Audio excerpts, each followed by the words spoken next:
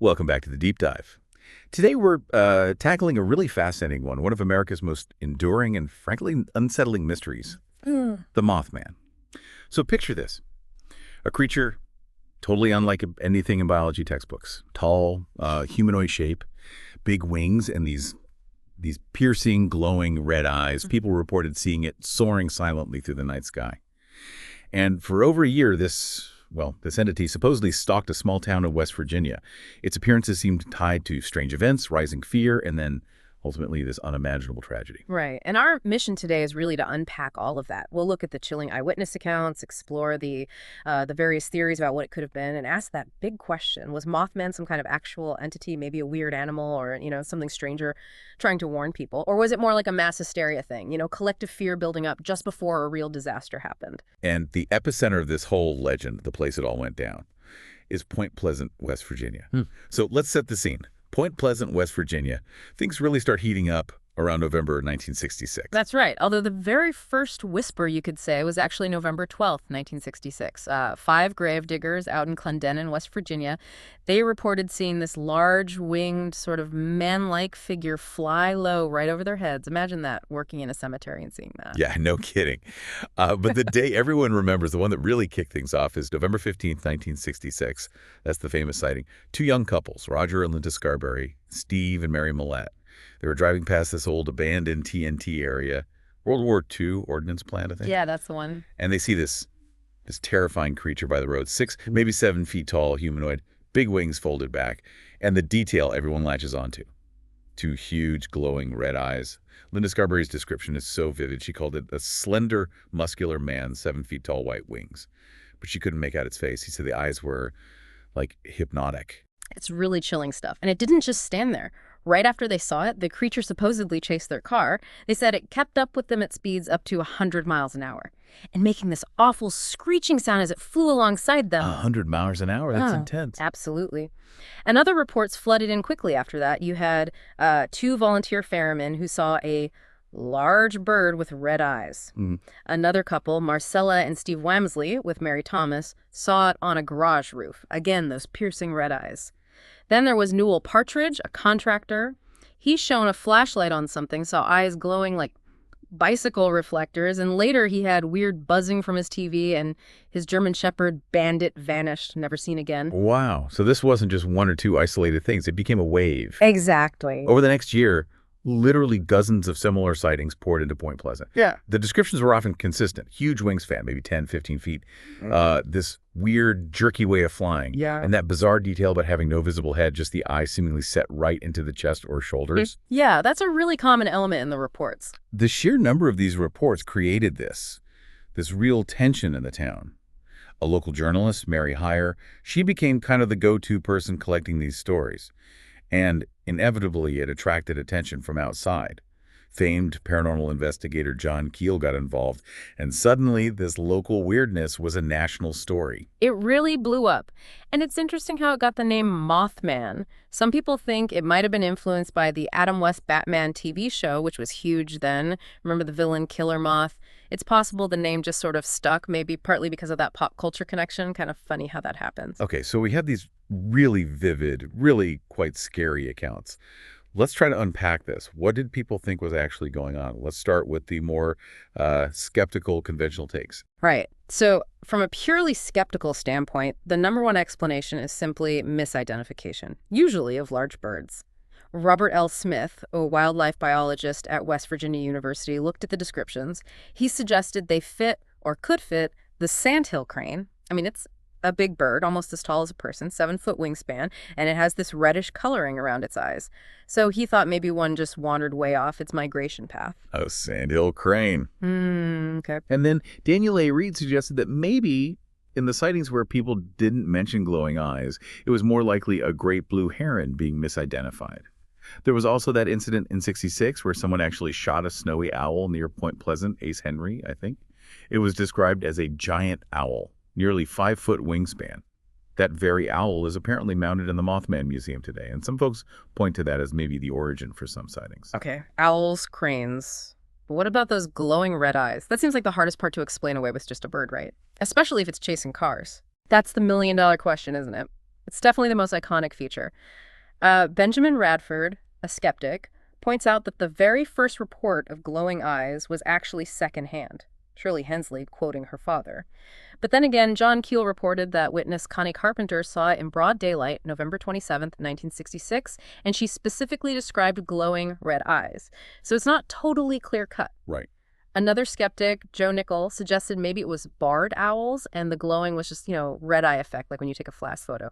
Reflection from flashlights or headlights. Plausible, maybe, for some sightings. Possibly. And we also have to acknowledge there were definitely some hoaxes later on once the story got big, like construction workers tying flashlights to balloons. So, not every single report was likely genuine. Okay, so those are the skeptical takes. Birds, owls, reflections, maybe some hoaxes.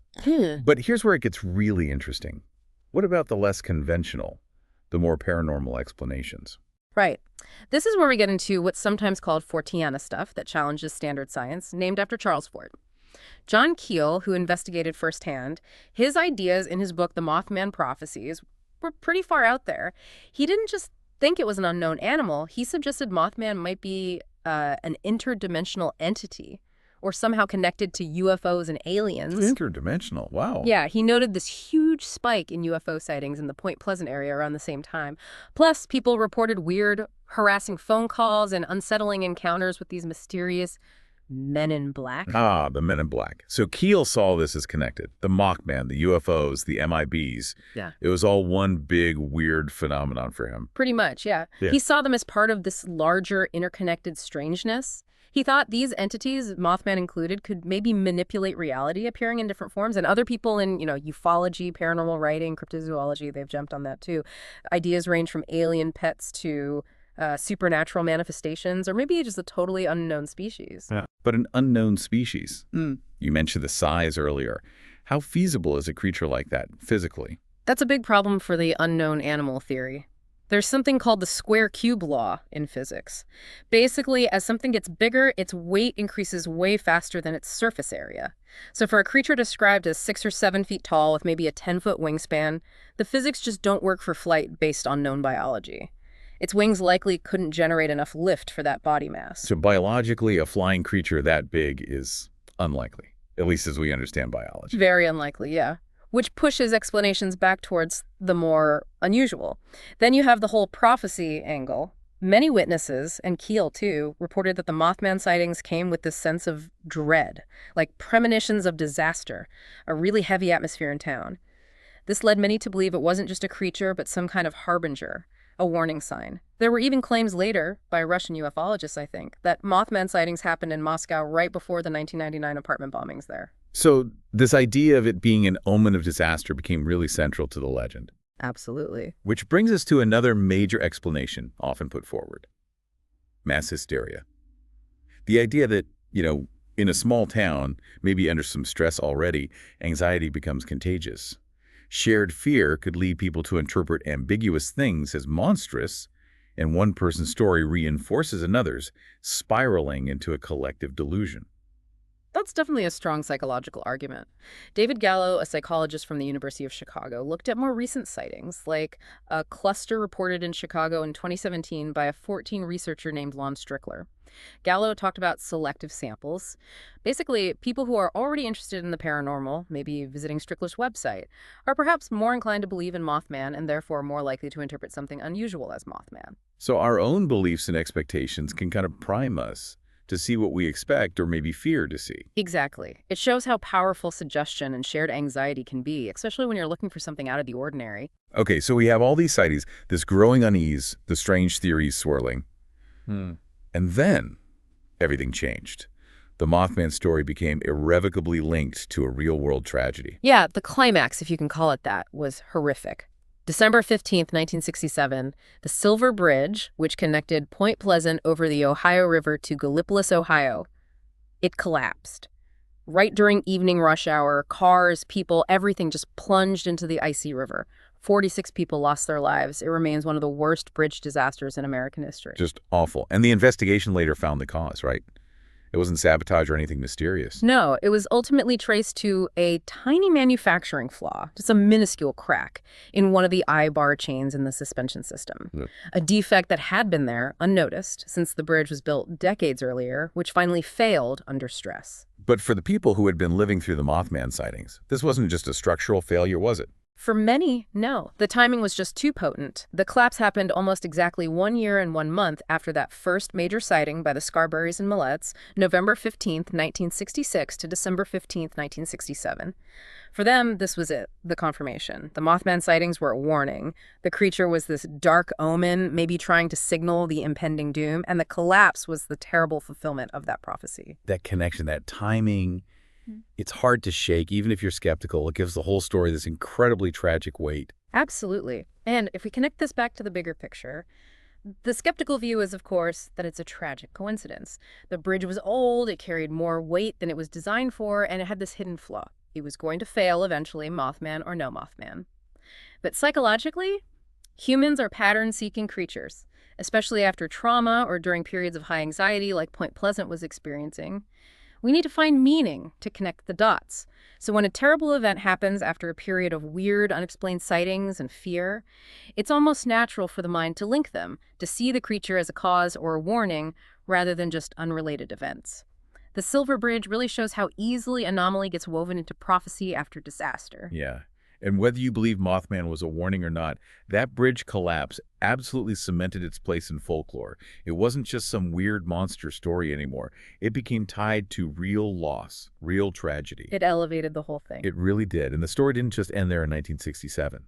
The legacy of Mothman, especially in Point Pleasant itself, is still incredibly strong today. It's amazing how it evolved. Oh, completely. Mothman is now, ironically perhaps, a huge boon for Point Pleasant's tourism. They started the annual Mothman Festival back in 2002. Apparently, community leaders were brainstorming ways to attract visitors, looking for something unique tied to the town's history. And, well, Mothman fit the bill. Now it draws, 12,000 people every year? The town really leaned into it. They really did. They embraced their local cryptid, these creatures like Bigfoot or Nessie, whose existence isn't proven, but they're famous in folklore. And you can see it when you go there. There's that huge 12-foot-tall polished metal statue of the Mothman made by Bob Roach, unveiled in 2003. It's quite striking. It really is. And the Mothman Museum and Research Center opened in 2005. It's like the official headquarters for Mothman lore. The festival itself, every September, it sounds like quite the event. Guest speakers, vendors, pancake eating contests apparently, and hay rides around the sighting areas. They made it a whole experience. It's a fascinating example of how a place can reclaim a strange, even frightening part of its history and turn it into a unique cultural identity. And the Mothman's influence, it goes way beyond just Point Pleasant now. It's everywhere in pop culture. Yeah, it really permeated things. It's incredible, isn't it, how this figure, born from local fear and strangeness, has just captured the global imagination. You see it pop up in so many different forms, from serious documentaries exploring the mystery to appearances in video games. It taps into something, maybe our fascination with the unknown, with prophecy, maybe just the comfort of having a monster to name our anxieties. It's become this symbol for the thin line between our reality and something else. Definitely. You've got documentaries like The Mothman of Point Pleasant and The Mothman Legacy from that Small Town Monsters crew. It was featured in that series, Hellier. There's a found footage movie that just came out, The Point Pleasant Tapes. Video games, too. It's a Boston Trepang. It's an enemy in Fallout 76, which even has a Mothman cult in the game's version of Point Pleasant. Right. And even the card game Magic, The Gathering has a Wise Mothman card. The U.S. Geological Survey even made a graphic with Mothman on it once, kind of jokingly. It's just everywhere. It really shows the staying power of the legend. So, wrapping this up, we've covered the sightings, the fear, the theories from birds to interdimensional beings, the tragedy, the legacy. It's such a complex story. So what does this all mean? I think it leaves you, the listener, with some big questions to chew on. Was the Mothman a real biological thing we just don't understand? A visitor from somewhere else? A projection of human fear? A genuine warning of disaster? Or perhaps is it mostly a powerful story about how our minds work? How we create monsters and meaning when faced with the unknown, especially when real tragedy strikes? Where do you land on that spectrum? Yeah. And no matter what you conclude, the Mothman lingers, doesn't it? It's become this potent symbol for the unknown, for the weirdness that might exist just at the edges of our everyday lives. It makes us question reality, ponder that thin veil between the normal and the truly bizarre. It's a story that forces you to think. What stands out most to YU about this whole phenomenon?